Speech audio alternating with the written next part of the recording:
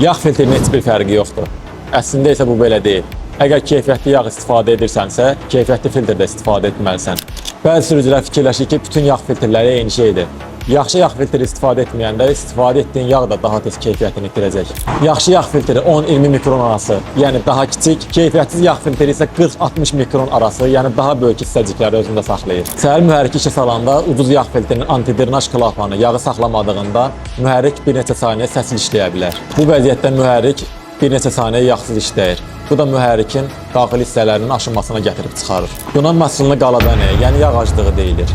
Digər məsələ isə bypass klapanıdır. Filtrçikdən tutulanda bu ehtiyat klapanı açılır, yağ dövrəsi oradan baş verir. Ucuz filtrdə isə bu klapan ya çox bərk olur, bəzən yağ təzyiqi onu aça bilmir və yaxud da daimi açıq qalır. Həmçinin aşağı keyfiyyətli yağ filtrinin salnikindən də yağ buraxma ehtimalı daha çox olur. Bir də gördüm, hop, motor getdi sutka. Lazımdır sənə belə şeylər. Bu problemdən uzaq olmaq üçün keyfiyyətli yağ filtri istifadə etmək lazımdır. Növbəti videolarda görüşərik.